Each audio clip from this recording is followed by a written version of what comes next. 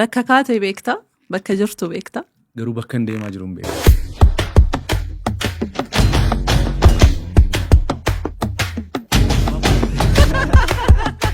Ijoollummaa keetti garas deemtee miti? Etu riskiin fudhanne ta'e amma har'a sadarkaa kana hin deemu ture. Uumamaan walitti bu'uutaa miti? Ammas kan na gammachiisu naan uumama. Keessa darbee immoo deebi'ee guutuu ta'ee dhaabata. Sulula keessa gadi jiru namni laayigwaan ol ba'ee tulluutti ol ba'uutti hin fakkaatu. Oromoo gochuun dandeessu. Garuu immoo namni tulluurra jiru gadi hin bu'in abadanii nafu. Ani immoo jarri immoo poopulaar ta'uu maaliif akka isaan dadhabantu naan galu beektaa? Waan haaraa qabadheen dhufe yoo jette yeroo si fudhata. Yeroo tokko dafee dhuma si beeba waan hundumtu. Yeroo hundumaa waan ati gootu maali? Yoom jaallattee jedhe yoon sitti jiraam garuu eessa jira iddoo isaa naaye. Natu sisosobare natu sisosobare. Maal ta'a yoo sosobde? Ashama kam jirtu aan meeriidhaati. Kun podcastii Kaamitti torbanitti sa'aatii kanatti karaa foddaa OBN fi karaa YouTube chaanaalii Kaamittiitiin isin biraan geenyudha.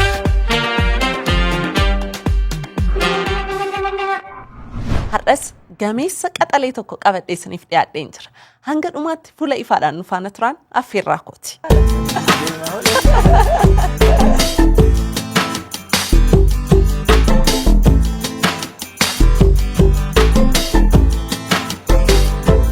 Muuziqaan jireenya isaati. Muuziqaan dubbatata, lallabata, ni dhageessifata. Oltee bulteensaa, galaan jireenya isaa hariiroo muuziqaa fi aartiirraa adda ba'ee kan ibsamu miti. Umrii isaa ganna 16tti biyyaa ba'uun ardii Awurooppaa Noorwee jiraachuu eegale. Achitti hawwii ijoollummaatti muuziqaaf isa keessatti biqiltee turtee dagaagsuuf namoota abjuu isaa dhugoomsan barbaaduun waliin hojjechuu eegale. Ittis milkaa'ee akka garaa isaatti muuziqaa garaa bare. Muuziqaa isaa cinaatti digrii isaa jalqabaa Social Work biyya Noorweetti xumure. Achumattis digrii isaa lammaffaa itti fufuudhaan Social Anthropology and Family Therapistidhaan gonfate. Beekaa hawaasummaa fi dhimma maatii barnoota aartii fi muuziqaan boqonnaa malee barachuun milkaa'inni wal'aansoo jabaan booda ta'uu qaxalee agarsiisaa jirudha. Inni hojii isaan qalbii hawaasa isaa fi kan addunyaa muuziqaan biteera. Dachee Oromiyaa irraa hanga waltajjiiwwan gurguddaa addunyaatti afaan Oromoo afaan muuziqaa mijataa fi filatamaa ta'uu agarsiisaa jira. Badhaasawwan jabina hojii isaa mirkaneessan danuu argateera. Muuziqaa Oromoo addunyaa fuulduratti dhiyeessuun ashaaraa mataa isaas kaa'aa jira. Industirii muuziqaa keessatti hojiin isaa adda ta'ee mul'ata. Qulqullina viidiyoo fi ijaarama ergaa mataa isaanii qabaniin ogeessota ogummaan ijaaree walaana aartiitiif dhiyeessa. Sagalee qalbii namaa qirqidan yeedaloo onnee keessatti cobduun deddeebi'ee dhufa. Ijaarama jechootaan seenaa himuu fuuldura tolchee seenaa biraas galmeessaa jira. Wallee isaa Hawaanawaa jedhuun guutuu biyyaa fi jaallattoota aartii biratti maqaa gaarii horachuun achi hojiiwwan qulqullina qaban lakkoofsaan danuu ta'an oomishuu eegale. Bara darbe immoo albama isaa jalqabaa Gaaffii koo jedhuun hawaasa isaatiif dhiyeesseera. Gameessi koo har'aa kun artistii biyya ormaa keessatti biyya abbaa isaa keessatti bifa wal fakkaatuun hojii qulqullina qabu hojjechuun aartii Oromootti ija gochaa jirudha. Kanaaf badhaasilee idil addunyaa aardii Afrikaa biyya keenyaa hedduus argatee jira. Keessummaan koo har'aa Awurooppaa dachee Noorwee irraa Finfinnee istuudiyoo keenyatti kan waliin jiru, kan waliin simannu artist Guutuu Abarraati. Amma dhumaatti fuula ifaadhaan nu faana turan affeerraa kooti.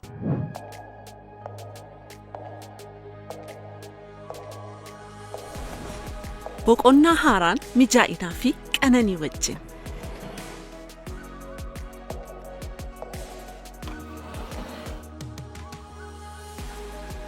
Dhimmamuun kan oomishame.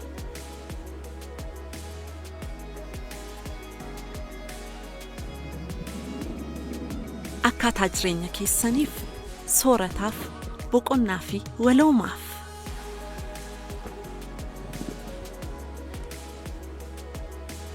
Xiyyeeffannoon hundi aagaa fi sansaka keenya agarsiisu.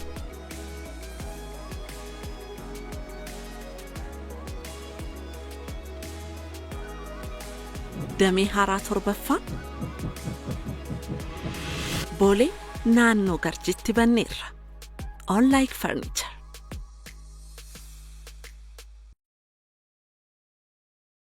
Guutuu baga nagaan dhufte. Baga nagaan nu eegde. Waamicha koo kabajjee waan nuuf argamteef baay'ee si galateeffadha ulfaadhu. Anis baay'ee natti toleera. Asitti argamuu kootti bakkaan jiru taa'ee sin hordofa.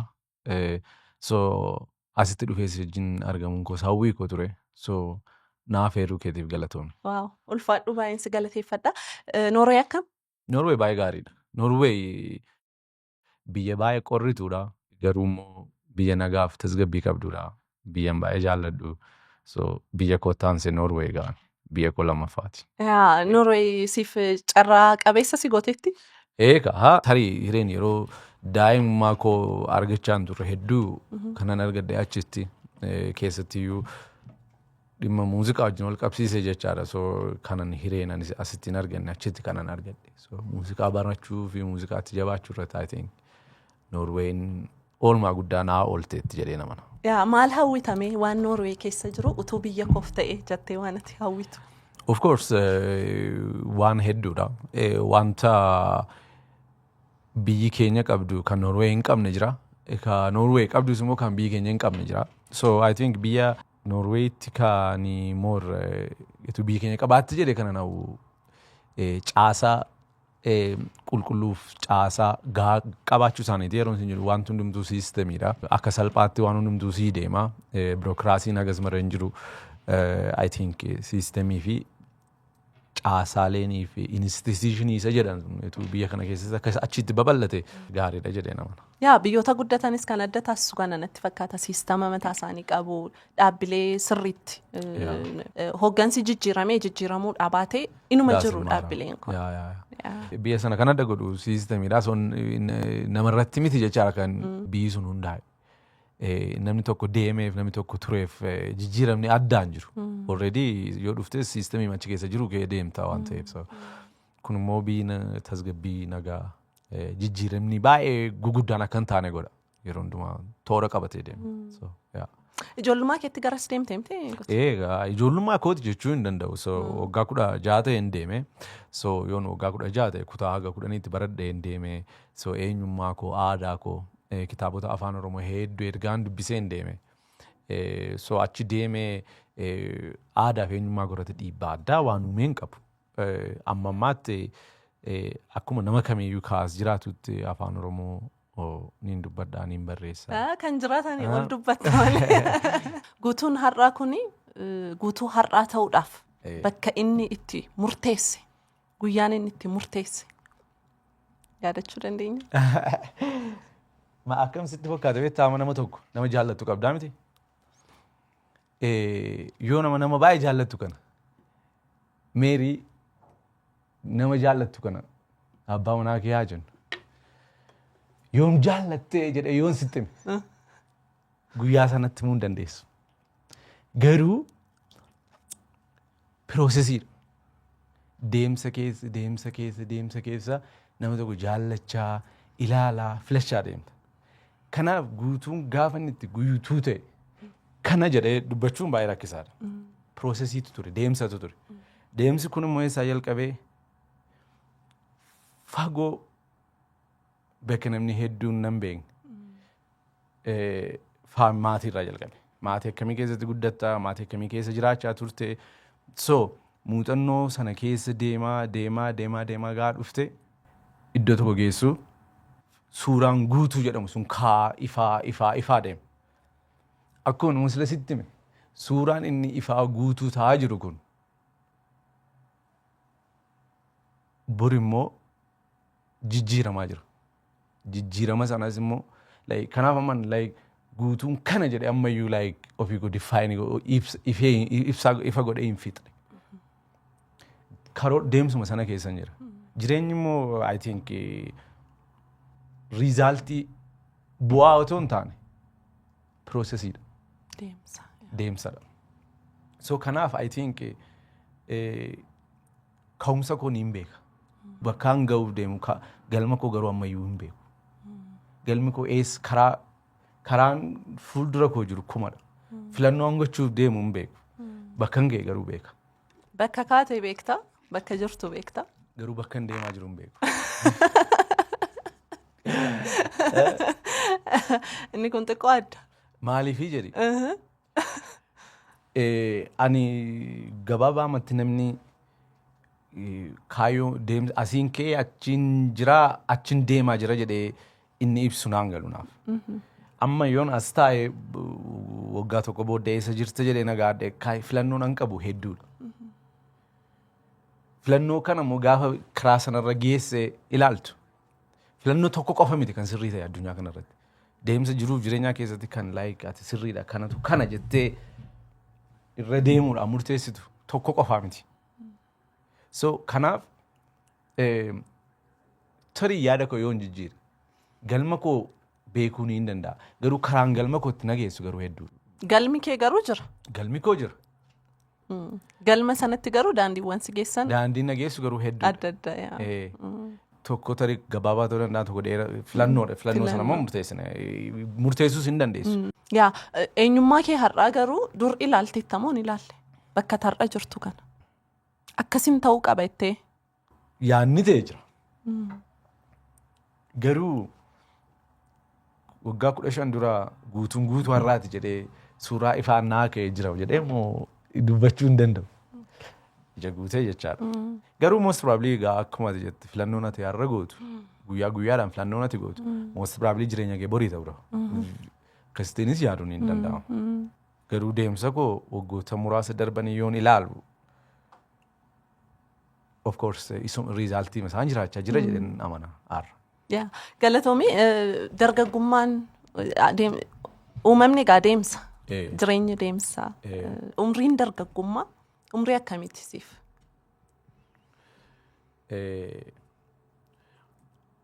Yeroo tokko maazarii koo wajjin waan kana dubbanna. Maazarii maal jettee borii kee dagachuu hin qabdu naan jetti. Boris yaaduu qabdu naan jetti. Ani immoo gaaffiin gaadha.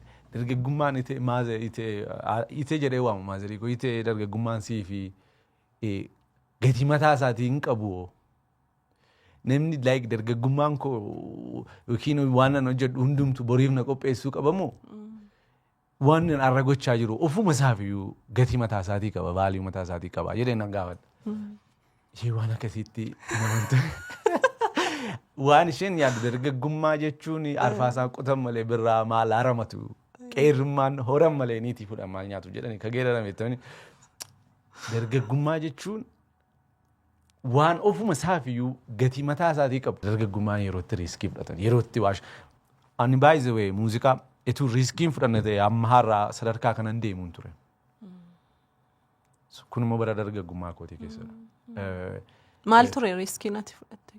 Riiskiin ani fudhadhe tokkoffaa faamiliin namni aartii keessatti yoon aartistiin ta'uu fedha yoon jedhe namni aartiist ta'uu qabda jedhee si deeggaru vaaybii akkasii keessatti hin guddanne.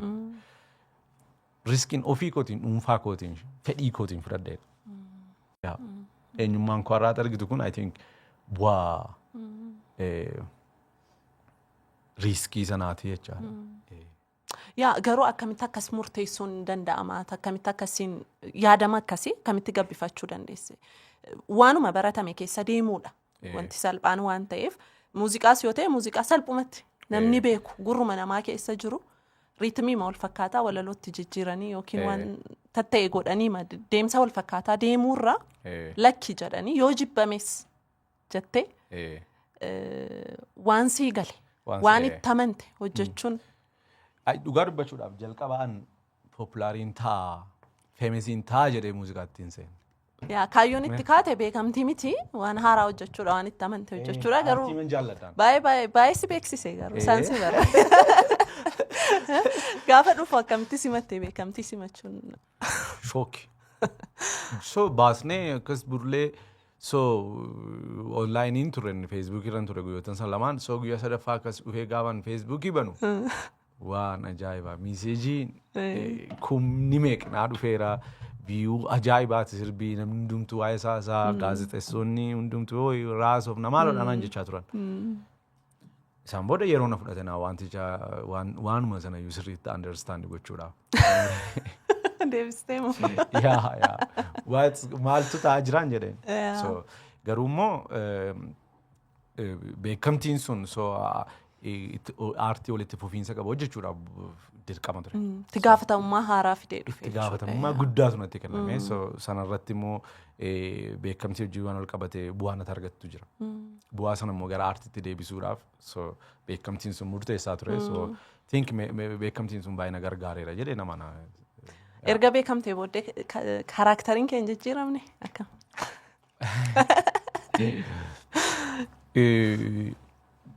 Namni yoo nama like beekamtiin karakterii koon jijjiiru yoon siin jedhee waaqa of gochuu ta'a.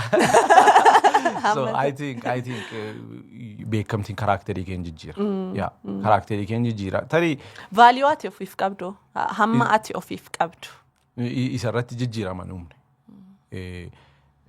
Akkaataan itti ofii koo ilaalu, akkaataan itti nama ilaalu, akkaataan itti hawaasa ilaalu, akkaataan itti uffadhu waanuma dur turedha.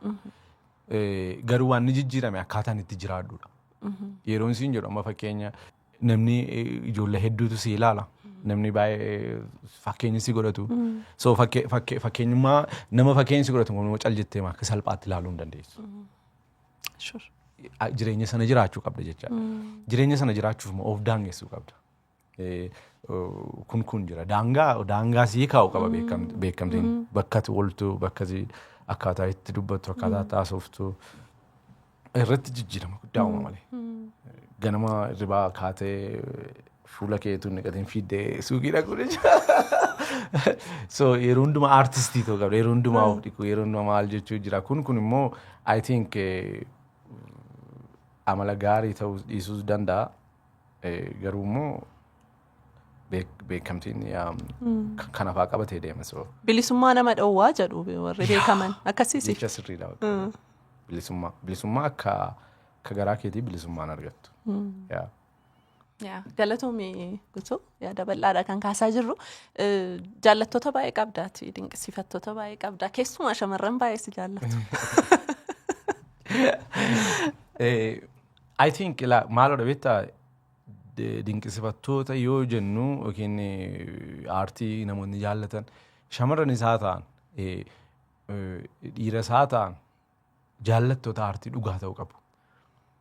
Orgaanikii ta'uu qabu. Amma fakkeenya feesbuukii irraa yoo nama 500 fooloowersii qabaadhe yoo immoo koonsertii tokko hojjette namni 10,000 hin dhufu. So gaafiin gaattu deeggartoonni kun eessa jiru? So kanaaf I think deeggartoota jedhee kanan ilaalu dirqama like keessumaa nama jaallatu qofaa miti. Deeggartoota amanamoo. I think most probably muuziqaa koo namoota hordofan keessaa waanan appreciate godhu waanan kabaju keessaa inni guddaan maalodha. Deeggartootaa fi jaallattoota amanamoo qabaachuu. Deeggartootaa fi jaallattoota amanamoo immoo loyal fans warra jedhaman 100 qabaachuu hin qabdu. 2,000 qofa yoo qabaatte 3,000 yoo qabaatte gaadha bakka. Isaan kun deeggartoonni amanamoon kun yoo show qabaatte they show up. Inni dhufu. Bakka feete yoo jiraatte ni dhufu. Bakka konsertii kee immoo yoo dhufan dirqama isaaniin dhiichisiisuu hin qabdu. Seenaatti itti himtu dhaggeeffatu. Istoorii itti himta jechaadha. Muuziqaa kee kana keessatti of argu. Dhaabataniitti si dhaggeeffatu. Appreciate si godhu. Detail isa. So aartistii isa jedhaman haaraatti ibsa haaraa kennuuf bu'aan aartistii jechuun nama tokko dhiichisiisuu entertain gochuu qofaadha. Aartistii gaafa taatu garuu seenaadha kanatti himtu. Seenaan immoo eenyutti himta? Jaallattoota dhugaa qofaatti kanatti himtu. Jaallattoota kanaaf so I think deeggartoota kana jedhan kanan baay'ee kabajuuf kanan baay'ee filadhu deeggartoota warra dhugaadha. Deeggartoota warra dhugaa yeroo jedhaman immoo 2,000 qabaattennaan gaadha bakka. Isaan 2,000 kun lafa fedhe yoo deemte si waliin jiru, muuziqaa fedhe yoo hojjette si waliin jiru, yoo amma muuziqaa waan haaraa qabadheen dhufe yoo jette yeroo si fudhata. kanadhaa kan namni dhaggeeffachuu barbaadu waan haaraan kanadhaa jettu isa miti. Yeroo sii kennanii ammas waan haaraa yaalii siin jedhu. Deeggartoonni dhugaa kana hin taane dogoggora tokko ati hojjette yookiin sirba dogoggoraa yookiin walaloo dogoggoraa tokkotti barreessaan isaan hin jiran si duukaa. Kanaaf deeggartoota yoo jennu I think aartii Oromoo keessatti kan namni barbaachisu deeggartoota warra dhugaadha. Galatoomi.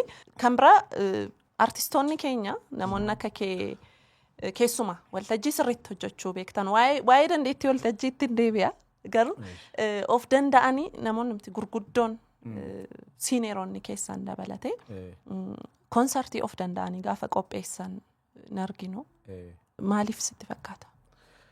I think akkuma sitti kaasa I think kun maal agarsiisa deeggartoonni ati qabduu fi jaallattoonni ati qabdu jaallattoota akkamii akka ta'anidha kanatti kan inni ibsu. Jaallattoota orgaanikii ta'an yoo qabaatte easyidha konsertii hojjechuun. Garuu nama waama tokkoof cal jedhee masi jaallate yookiin aartiin sun hin galleef garuu akkasuma maqaatti toltaate Oromoodha waan aartii Oromoo hojjettaa aartistii waan ati taate qofaaf si jaallatu yoo ta'e tariitii ulfaachuu danda'a. Garuu jaallattoonni aartii dhugaan Awurooppaa keessatti amma yeroo namni isaan baay'ee jaallatan dhufee konsertii qopheessu namni dursee hiriira alafaa namni bulee hiriira isaa eeggatu jira. Dursee iyyuudhuma malee onlaayinii gurgurameedhuma tikeetiin normaalii onlaayinii gurgurameetu dhuma hundumtu. Waggaafaa jedheeti namni tikeessa isaafaa bitatee kaata. Kanarratti waanni akka sabaatti waanni hojjennuu qabnu hedduutu jira. Warri nu dinqisiifatanis maaliif akka nu dinqisiifatan ilaallachuu qabu. Maaliif akka nu jaallatan. Jilmaadhumatti cal jedhanii nama jaallachuu otoo hin taane gaaffii gaafachuu kominikeetoliin gochuu yoommoo dhugaatti jaallatu ta'e I think qophii artistoonni qopheessan irratti show appii gochuu agarsiisuu jechaadha. Akkuma nama indastiricha keessa jirutti gaafa yaaddu xiqqoo ishee weellisaan inni kaan biyya kana keessatti hin argina. Dhaabbileemti ispoonsara godhaniif gurguddaadha. Faanonni isaanii akka tammeette kana hin argamu, hin deemu, dursanii deemu, kottaan deemna jedhu.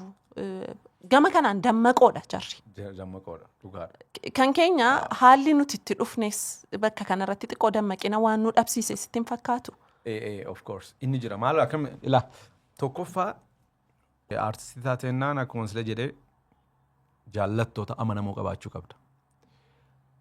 Lammaffaa immoo deeggartoota instituushinii guguddaa ta'an dhaabbilee amanamoo qabaachuu qabda. Dhaabbileen siif amanamoo ta'an hin jiran taanaan konsertii hojjechuun ulfaataadha. Amma fakkeenyaan ijoolleen aartii koo jaallatan yaangiidha. Miliyeenarii miti. Qarshiin qaban. Birrii 1,000 yookiin 2,000 akka konsertii koo galaa jedha expectiin godhu. So kanaaf dhaabbileen waan kana sirriitti ispoonsii godhanii akka hirmaattonni warri muuziqaa jaallatan karaa nagaadhaan seenan karaa mijeessuufi jechaadha. Sanarratti artistoonni hedduun dhaabbattoota amanamoo dhabuu dhiisuu danda'u. Anammaa I think baankii hojii gamtaa Oromiyaatiif biraan ambaasaaddarii ta'ee hojjechaa jira. Tarii isaan anaaf michuu amanamoodha jedhee dubbachuun hin danda'a. Kan ammoo namni hundumtuu anaa fi dhaabbanni kun dhaabbata akkas akkasiitu anaaf akkas jedhee himachuu dhiisuu danda'a. Dhaabbanni kunis immoo yoo anaaf amanamoo ta'an kan isaan amanamaafii jiran uummataafidha, aartiifidha, aadaafidha, duudhaafidha malee dirqama qarshiin irraa hafeennaanii miti. So I think kanaaf warree sponsorship irratti fi walitti dhufeenya aartistiif dhaabbilee gidduu jiru fooyya'uu qabaa miti ree? Akkasi dirqamadha. Kanaafis yaadicha kan kaasaa jirru. Maybe namni tokko tuman galiiniif waan ta'eef akka yaadicha hubatu gochuu qabna. Kan beekaas immoo balleessuu jira waan ta'eef jarris dhimmicha irratti ilaalaa yaadaa deemuu qabu. Because dhimma dhalootaati kan haasaa jiru. Dhimma guutuu miti. Guutuu booda artistiin dhufu chaalenjiin har'a guutuu qunnamaa jiru isa qunnamuu qabudha. at least kanadha kan itti yaannu galatoomii guutisha egaa kabajamtoota daawwattoota keenya turtiin guutuu faana taasifnu itti fufa amma immoo beeksisa sponsorota keenya laallee deebina.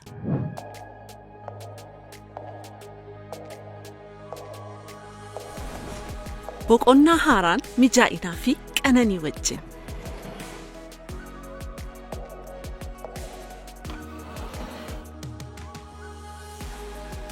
Dhimmamuun kan oomishame.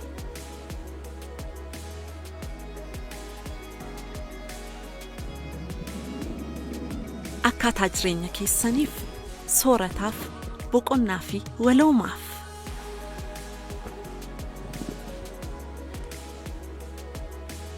Xiyyeeffannoon hundi aagaa fi sansaka keenya agarsiisu.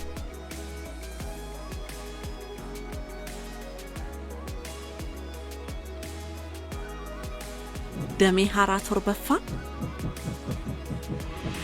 Boolee naannoo Garjitti banneerra. On like furniture.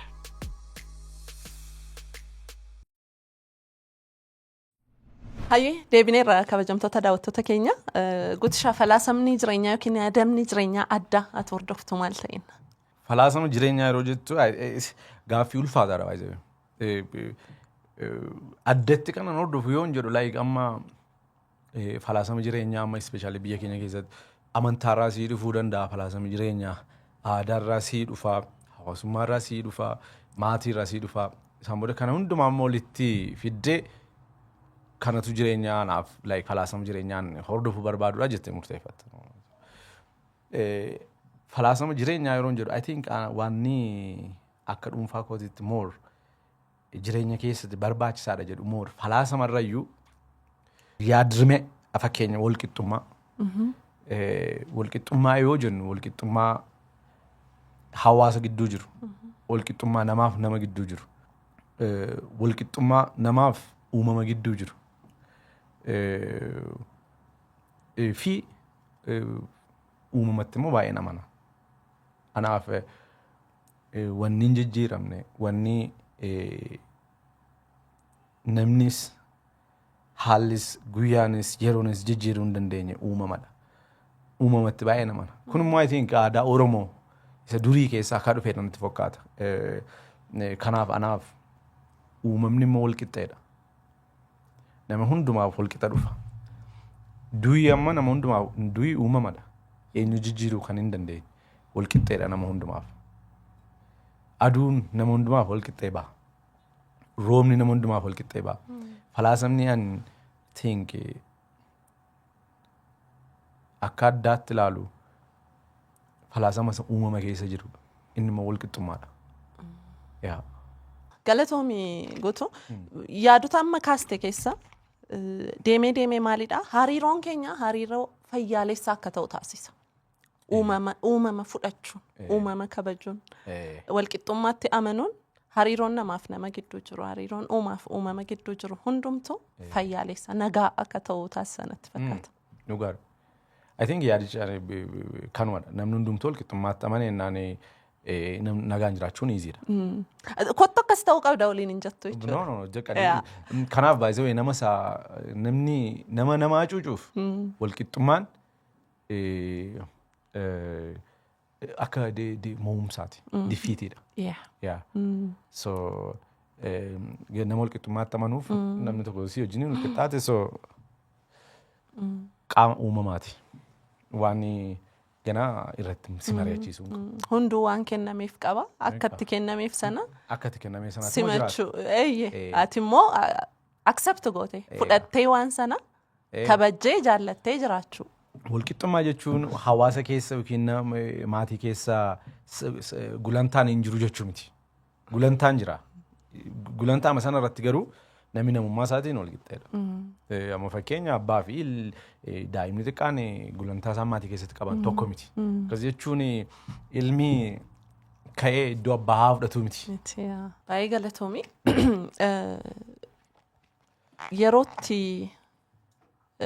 mukooftee jira laata? Of course. Yerootti ati guyyaan sitti toluu didee qofummaan sitti dhaga'ame sammuun si jeeqame guyyoota akkasiis qabaadheeran akkuma nama kaaniyyuu jechaadha. So namni isumatti ilaaltu qofaa miti. So namni kaayyoo akkuma kaayyoo mataa isaatii qabu waan ba'aa mataa isaatis ni qaba. So kanaaf akkuma nama kaaniyyuu of course guyyaan ulfaatoon har'as boriis ni dhufu kaleessas hedduu kan hin dabarsanii jiru. Guyyoota akkasii immoo ani akka ayyaanaatti ni ilaala. Guyyaan hedduu kabaju yeroo baay'ee guyyoota akkasiiti. Guyyaan akkasii hin jiran taanaan guyyaa isa gaarii waan ittiin madaaltu dhabda. Guyyaa gaggaarii qabaachuu nama tokkoon diimaadha jechuudhaaf namni gurraachi bira dhaabachuu qaba. Yookiin nama tokkoon dheeraadha jechuudhaaf namni gabaabaan bira jiraachuu qaba. So qaamuma jireenyaati kun I think guyyaa gaafa sitti hin tollee gaafa jeeqamtu waan nati yaadachuu qabdu guyyaa kabiraanis kanarraa faallaa ta'an jiraachuudha. So guyyaan sanarraa faallaa ta'an immoo akka inni hiikaa addaa sii kennu godhachaa guyyaan sun. Amma fakkeenya muuziqaa ispeeshaalii muuziqaa barreessuu keessatti guyyoonni akkas akkasii baay'ee murteessoodha. Yoo guyyoota akkas akkasii hin qabdu taate seenaa himtuu hin qabdu. Jireenyi kee like more irra keessoo ta'a jechaadha. Gaafa guyyoota akkas akkasii dabarsitu garuu even namni guyyaa akkasii dabarsillee maal akka inni ta'e sii gala. So of course guyyaan itti mukaayana hedduun qaba. Guyyootaan akkasii maybe namoota haala akkasii keessa jiraniif dargaggoota haala akkasii keessa jiran nu daawwachaa nu dhaggeeffachaa jiru ta'uu danda'a. Akka ta'ettedha. Deemsa jireenyaa isa tokkodha. Yeroo hundumaan kolfina jechuu miti. Garuu kan nuti mul'ifannu saksasii keenya qofa. Milkaa'ina keenya qofa kan himnu, kolfa keenya qofa kan agarsiisnu malee jira yerootti mukaa'amu yerootti ups and down innuma jira waan ta'eefi guutuun miirota akkasii taateewwan akkasii gaafa isa mudatan akkamiinitu deebisee keessa darbee immoo deebi'ee guutuu ta'ee dhaabata. Waan ati jette baay'ee murteessaadha. Namni amma sooshaal miidiyaa irratti, Instagram irratti, Facebook irratti na argu of course uffadhee miidhagee kolfee suuraa makee gadhiisuudhaa miti. Kun immoo namni biraan jireenyi isaa bakka perfektii ta'uusaa kan rakkoo tokko keessa hin jirre cululuqaa ta'uusaati. Wannoo sii godhaa isaan boodaati immoo jireenya sana jiraachaa hin jirtu hankwaan ikkoo bakka hin jiru jettaan. Garuu namni kamuu kan inni beekuu qabu of course wanni sooshaal miidiyaa irratti waan nagaru of course akkuma ati jette waan isa miidhagaa qofadha. Namni jireenyi karaan yeroo deeman bu'aa bu'ii qabaa mitiire. Yeroo sulula keessa gadi jiru namni like waan ol ba'ee tulluutti ol ba'uutti hin fakkaatu. So kanaaf I think wanni gaafa tullurra yeroo waan gabbuutti hin fakkaatu. Garuu immoo namni tullurra jiru gadi hin bu'in abadan hin hafu. Dhagaan ol darbatame deebi'ee dachee maqaqqabaa mitiire. So namni gadi bu'es hunuma ol ka'a. Garuu obsaa abdii hojii cichoomina irraa fagaachuu namni hin qabu jedhee namana. Isa malee immoo maaliifini akka yaadni isaa miirri akkasii maayii natti dhagaame jedhee namni of gaafachuus qaba. Miirri sun namatti dhagaamu otoo hin ta'in namni karoora ittiin keessaa bahus qabaachuu qaba. Jireenyi ni ulfaata, jireenyi salphaa miti. Garuu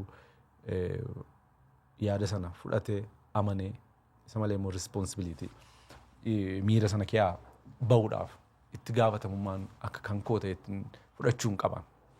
Gaafa sana so nama biraarraa waan eegduu hin qabdu. So karaa keellesitu laallata jechuudha. Baay'ee galatoomii of dhaggeeffachuun waan guddaadha. Baay'ee murteessaadha. Baay'ee waan hin jaalladhudha. Utuu namni baay'een amaleeffatee jedhees nan yaada. Yeroo tokko namni baay'ee jeequmsuma keessa oola, wal'aansoo keessa oola, of hin dhaggeeffatu waan ta'eef jeeqamaa masaa argita. Miira isaa wajjin connected miti. Walitti dhiyaa. So kanaaf yeroo tokko of dhaggeeffachuu baruunis gaariidha. An maalin jedhaa suma namni asiisiin asiin sitti waan so yeroo tokko immoo ammaal jechaan jira jechuun gaariidha. Ammaal jechaan jira jechuun immoo yeroo baay'ee haasa'us miti.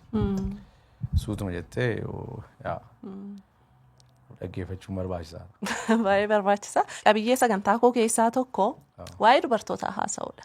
Guutuun immoo akka ati keessummaa keenya taatu gaafanii baruu interviyuu kee tokko ilaalaan ture. Haadha kee faana baay'ee walitti siqxu. Of course jechuun ammaan namni faamilii haadha waliin hin guddadhani. So abbaan keenya xiqqummaati kan inni du'e. So kanaaf namni akka fakkeenyaattu ilaala guddadhe haadha kiyyadha. Ammas immoo muuziqaa koo kanan wajjin hojjedhu haadha manaa kiyyadha. So so gaaffii waa'ee haadha keetu waanaan jettee natti tola. Haadhummaan ishee akkam ture haalli guddisa keessi haadha kee faana qofa guddachuun kee maal si fayyadeera? I think haadhi koo akka more akka dhiiraati irra jireessa namni yoo nama like ishee gadi butee sitti meecha reduce yoon ishee godhe maaliif akka dhiiraa ta'u jechuun dirqama jabaa ta'u jechuun garuu abbaan waan hin jirreef so positionii haadhummaa sabbummaas isheetu fudhataa ture. Yeroo baay'ee mana keessa turtee wuxii nyaata maal kana miti kan isheen nu qopheessaa turte. More sadarkaa olaanaatti kan isheen more jireenya keenya compose gochaa turte jechaadha. Kun immoo I think baay'een faamilii kootii akka nun dubartummaadhaaf kabajaa qabaannu nu godheera. Isa malee immoo namni like more humbly ta'us gad of deebisuus naam kunis I think gara jireenya akkasii keessatti waan guddanneef ta'uu danda'a.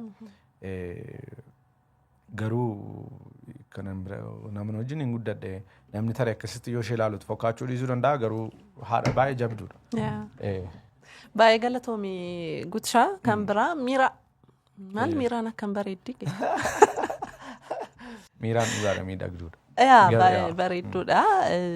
Hojii ishee irratti immoo dandeettii isheen qabdu. Dhugaatti by the way yeroo baay'ee dandeettii isheetu bifa ishee baay'ee waan darbuuf namni waa'ee bifa isheetiin haasa'u baay'ee dandeettii isheetii malee. Anis immoo I think more kan isheenis immoo dubartii gaafa jedhaman bareedduu miidhagduu waanuma miidhagina qofaaf taatu beektanii isheenis akka kanatti ofii ishee ibsuun barbaaddu. Dubartiin miidhagina bareedinarra wanta caalu waan ta'ee jechaadha. Dandeettii isheen muuziqaa irratti qabdu sadarkaa hedduu olaanaadha.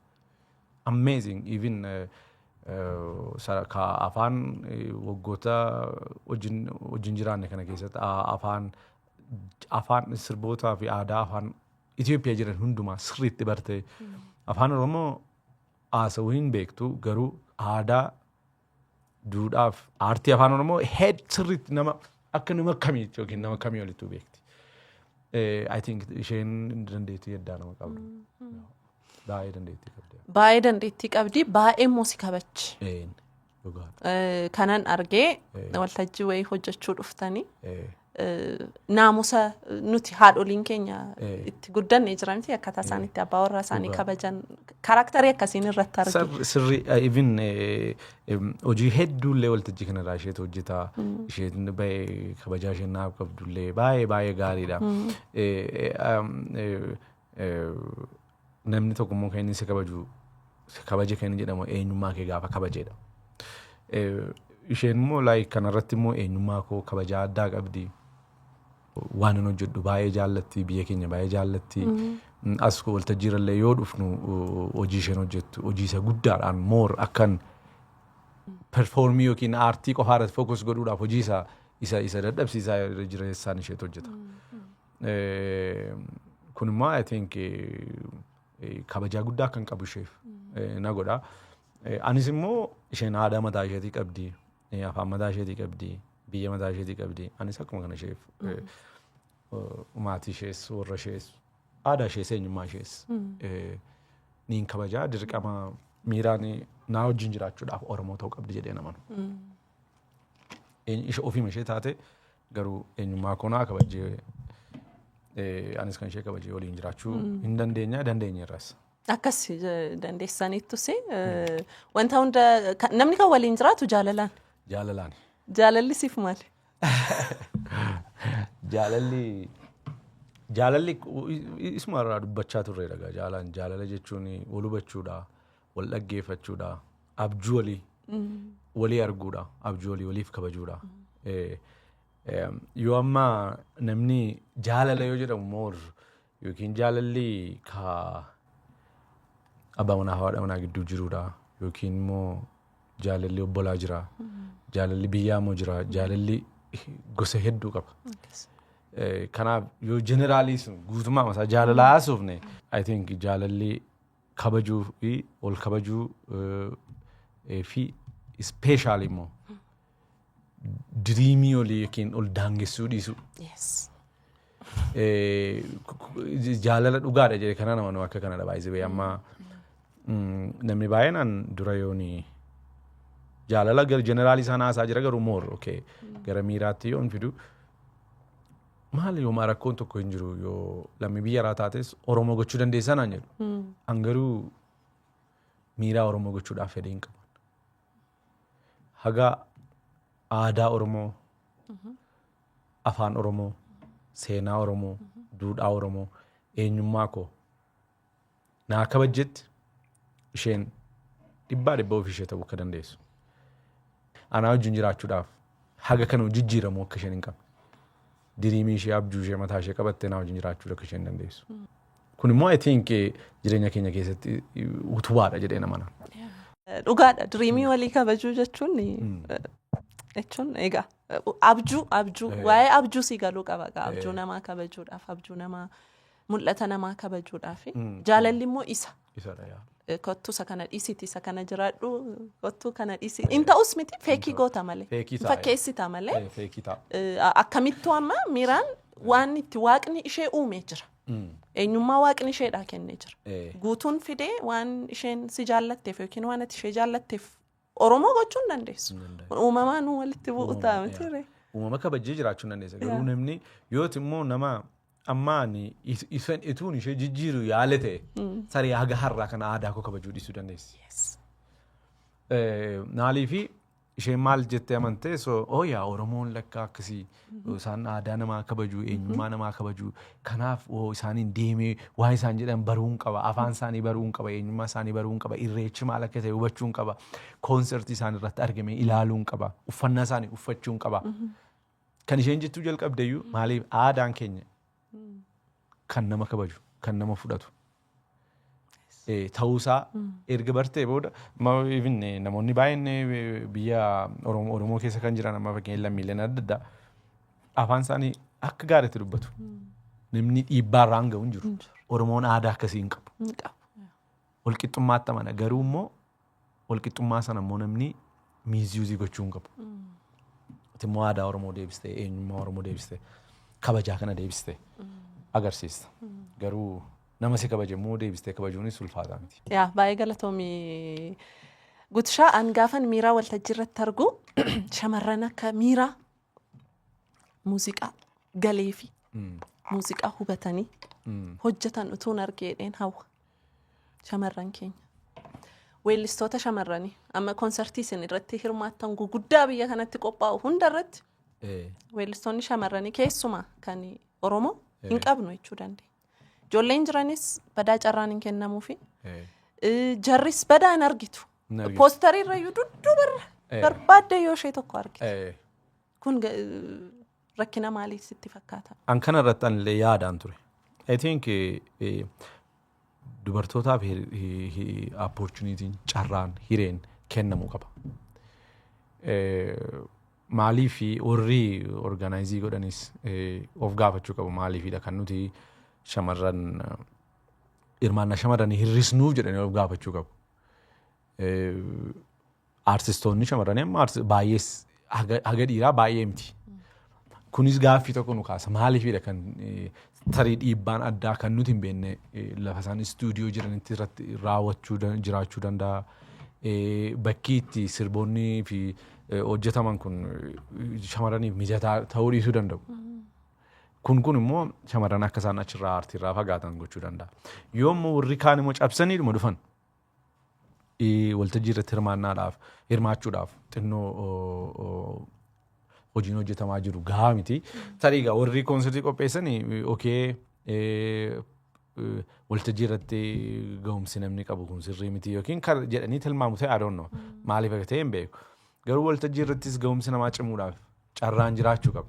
Yoo waltajjii irratti hirmaatte jabaachaa deemtaa, barachaa deemtaa, ikoonomiin kee jabaachaa deema.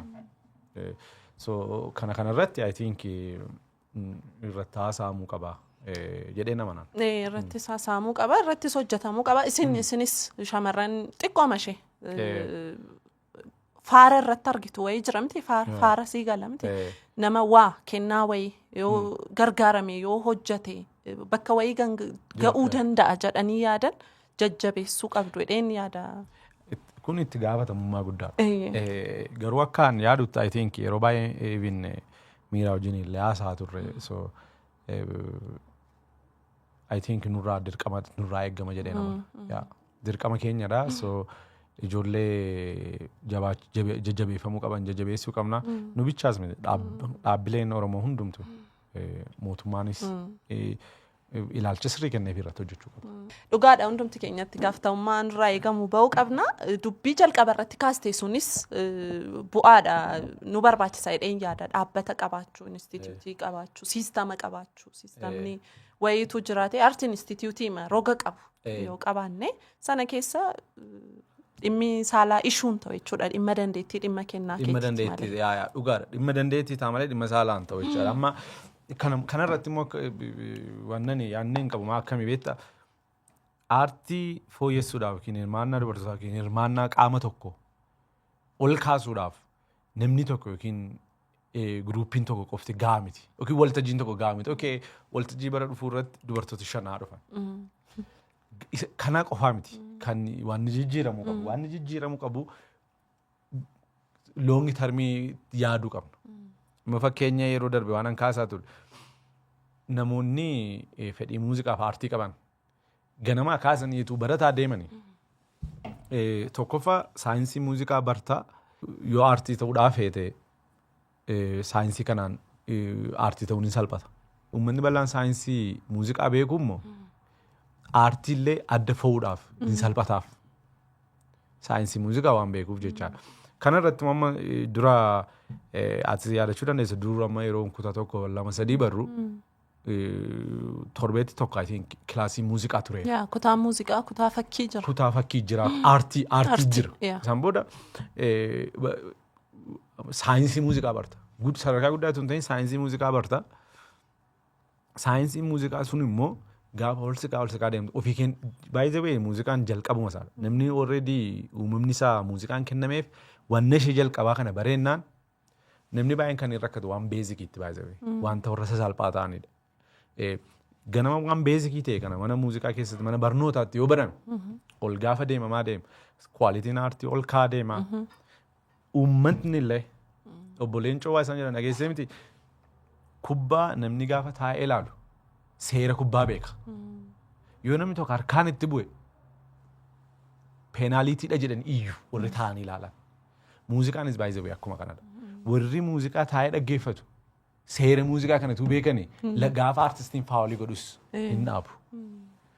Kanaaf immoo saayinsiin muuziqaa godaa kaafamee barsiifamuu qaba. Kanarratti amma mootummaan ilaalcha itti yaade akka aartiin jeneraal aartiin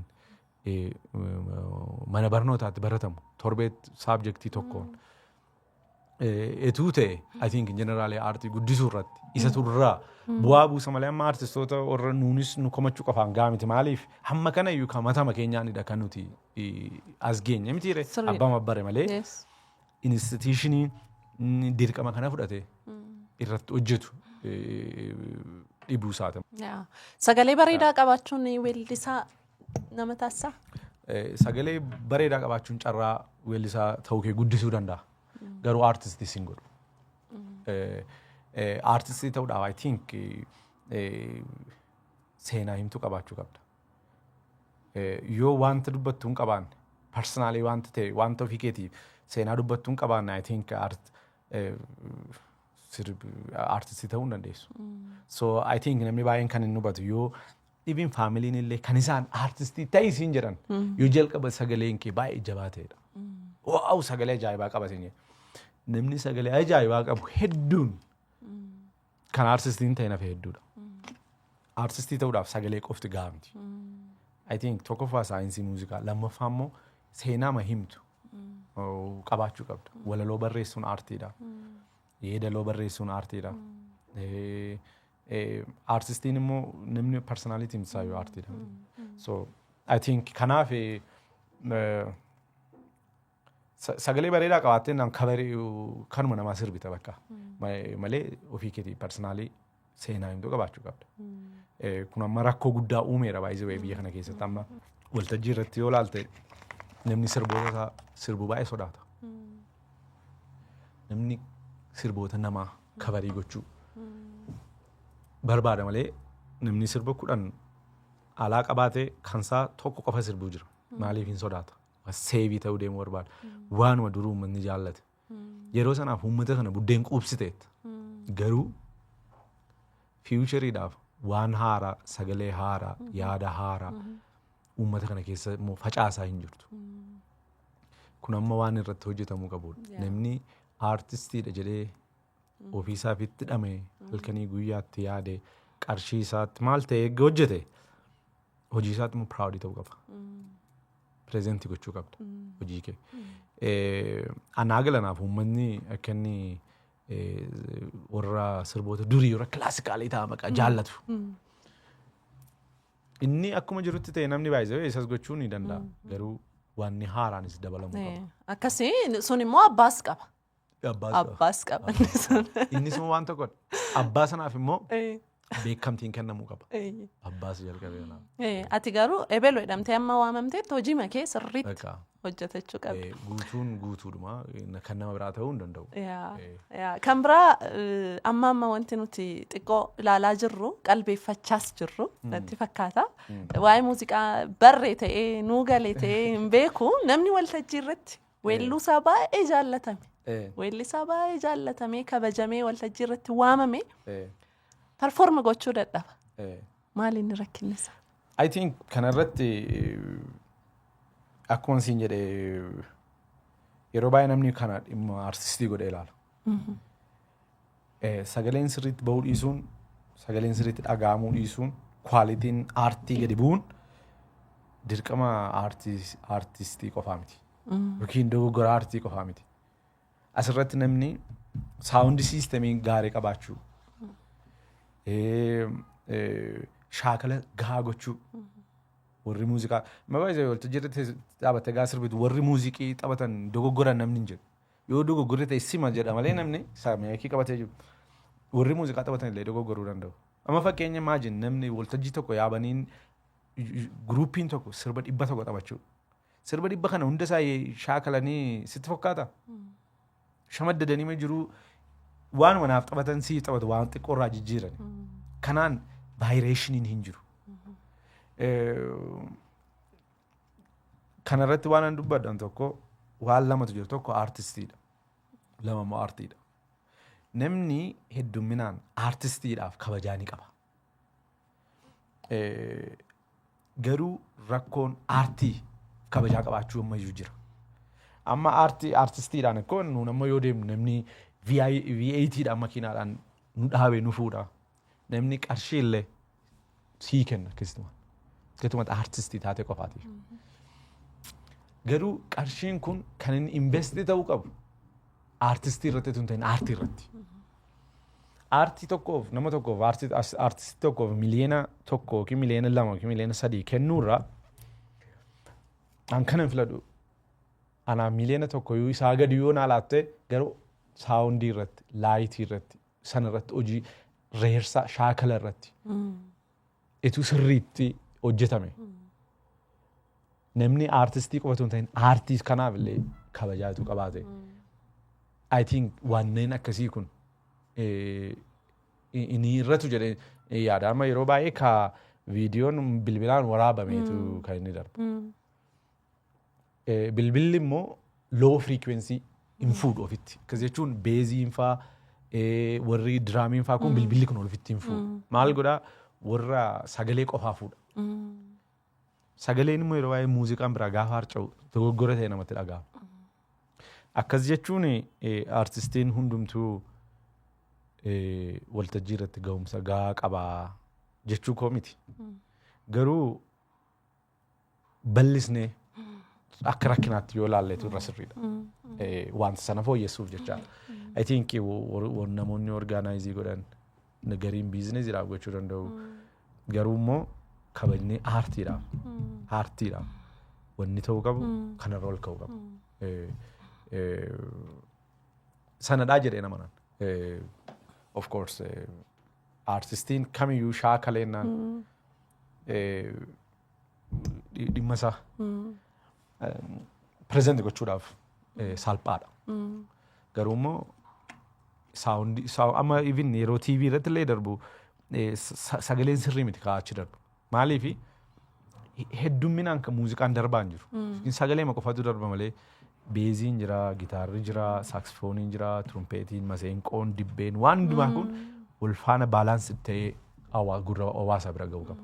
Yeroo baay'ee immoo hirrinni jira. Hirrinni kun immoo kan inni jiru warra saawundiiti. Aartistii biras jira.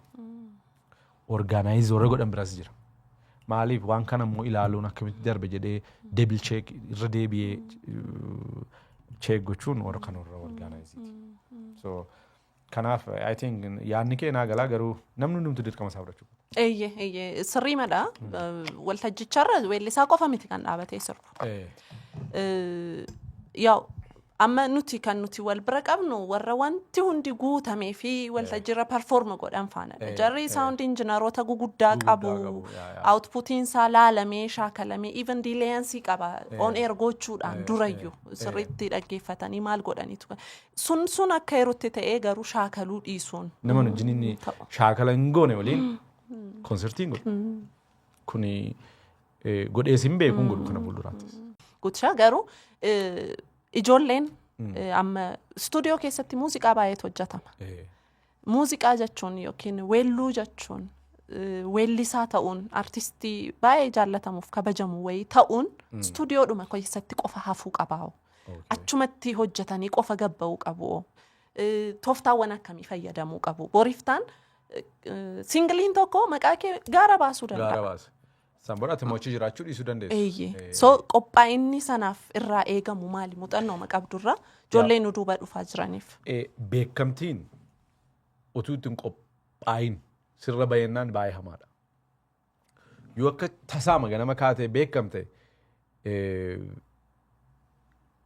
yookiin ogeessa wayii bira deemtee maal godhu jettee irratti mari'attee irra gaariidha. Yoo kanan taate utuu ittiin qophaa'in sii dhufa. Garuummoo artistoonni immoo kan jedhanii ba'an jiru. Kan immoo piroosesii hedduu keessa darban jiru. Guruuppii adda addaa keessatti sirbaa weellisaa akka turanii baandii adda addaa keessa maal kana keessa sirbaa turanii erga sirriitti bilchaatanii kan ba'an jiru. Kan immoo kun hin ta'inis dafanii ba'an jiru. Beekamtiin sirriitti yoo tiriitiin gootu taate sirriitti yoo hin qabdu taate maqaa kee already ati as ganama kana as jirta. Galgala achi jirtaa namni achitti si eega. Kana gaa dursiteetti qophaa'uu qabda.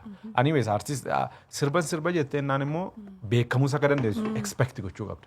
Galatoomii ani kan sedhibu ijoollee warra baandii keessa hojjetan carraa argattee ilaaltee beektaa Guutishaa. Baandiilee adda addaa baandii biiftuu, baandii gaachanaa, baandii urjii. Isaan baay'ee ajaa'iba ta'utu. Dandeettii waltajjii isaan qaban. Dandeettii ajaa'iba. Kanaaf namni baay'een baay'ee yeetuu hin beekamin dura kan inni baay'ee cimaan. Erga beekame namni yeroo baay'ee hin dhiisaa. Ani immoo jarri immoo populaar ta'uu maaliif akka isaan dadhabantu naan galu beektaa? Inni immoo jira. Maala kanaaf isin jedha artistii ta'uudhaaf seenaa himtuu qabaachuu qabda. Waan namaatiin sirba namaan. Hin ta'u. Vaayibii goote yeroo hundumaa. Darbee. Isumaaf barbaadama. Takka isumaaf barbaadama.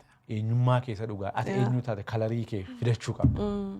Yoo kalarii kee hin fidattu taate abadan isa oriijinaaliin inni oriijinaaliin sadarkaa gadi bu'aa koppii isa baay'ee bareedaa irra caala.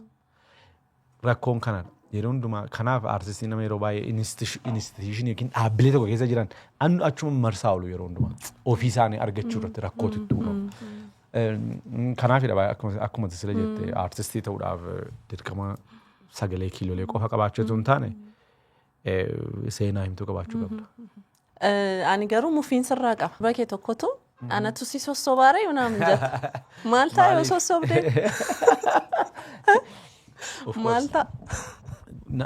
Sirba sana yoo dhaggeeffate irra caalaansaa jaalala dabala. Jaalataa garuu sossobummoo barbaada maaliif? Akkas egaa ta'uun qabu qaama fakkeenya simboodhaaf bareeda kee hundaa caalchisee anatu maqaa kee waamee leellisee bareedaadha kun akka. Ayi walaloo miti garuu sammaa kanatuma akka cirreerutti naa jette. Bareedduu jenna. Simboodhaaf bareeda kee hundaa caalchisee anatu maqaa kee waamee leellisee. Simbooni poolisii diisa kumbii jaala alaabaa bareedinaa kottaa laala bareedduu jennaan eewustee urjiilooti dursitee nattaasa'u barni boonti carraaqoo hama narraa marmaaree boonni kee didee sumaatti caalee dallaarraa goreensa gaale laalee anatu natu si sossobaaree anatu si sossobaaree. Alaabaa bareedinaa sanaaf maal ta'a yoo sossobeedha? Kana hundumaa erga jettee maal yoo sossobde nama sossobuun qoy nama sossobuun sirriidha jettee amantaa? Ayi shamarree amma kana jedhamteefillee yoo bartiin Anyways klippiin sun baay'ee bareedaadha. Amansiisaatu hojjete. Amansiisaa ifa ogeessa dinqii. Ogeessa ajaa'ibaati. Ogeessa ajaa'ibaati. Amansiisaa duriin beekan dur wajjin hojjanna turre. Nama yaanni isaa adda ta'e. Yaanni isaa baay'ee adda yeroo baay'ee waan simpliidha kan ittiin jalqabu garuu duudhaa hawaasaarra kan hin fagaanne maal hin fagaanne yeroo sirba sana hojjechaa turre wanta inni jedhee haallaa goonaa jedheen. Isheetu situ akkas jechaa jira garuu isheetu immoo si jaallata. Akkaataan itti yaades baay'een jaalladhe garuu hawaasa baadiyyaa hawaasa magaalaa walitti fidee.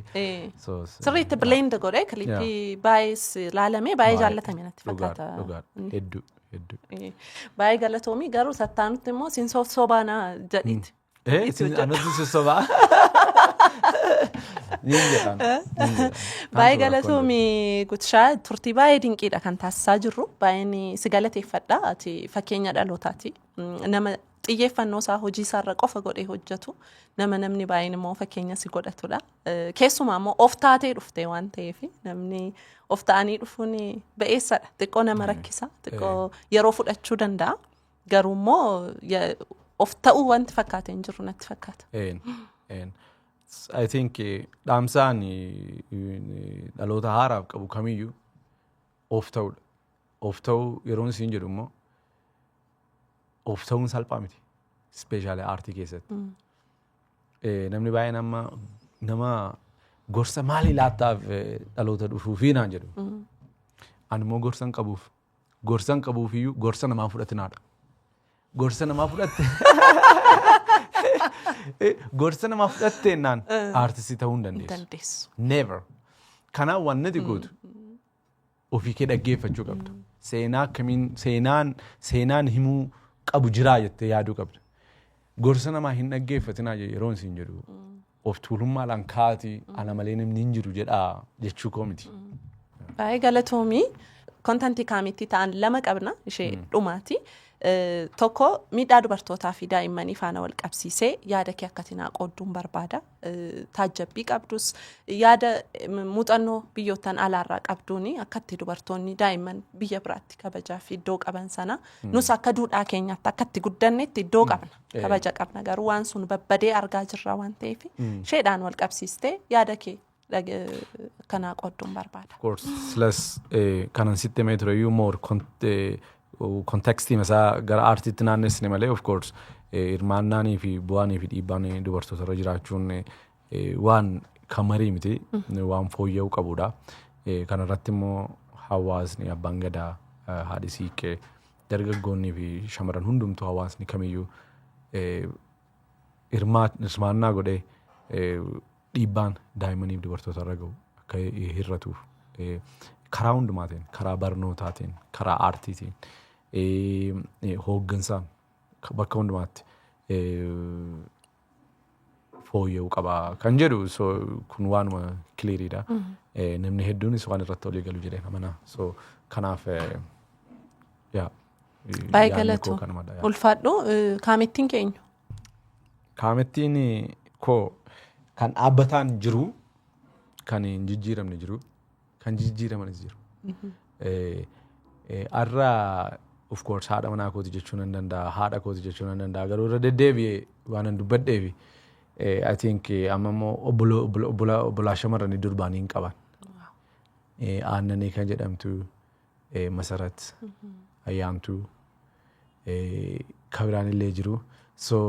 Kaamettiin koo obbolaa koo durbaaf haa deemu har'aaf. Baay'ee galatoomii ulfaadhu guutu. Baay'ee. Naa ulfaadhu atis. Baay'ee galatoomii. Thank you. Hayyee fayyaa ta'e.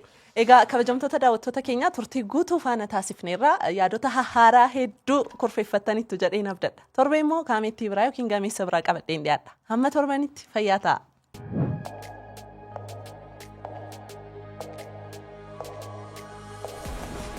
Boqonnaa haaraan mijaa'inaa fi qananii wajjin.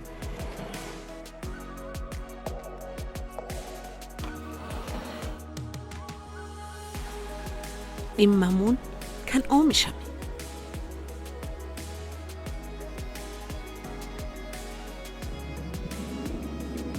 Akkaataa jireenya keessaniif, soorataaf, boqonnaa fi waloomaaf.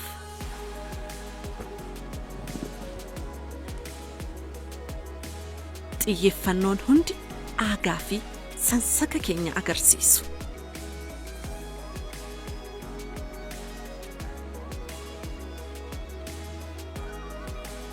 Damee haaraa torbaffaa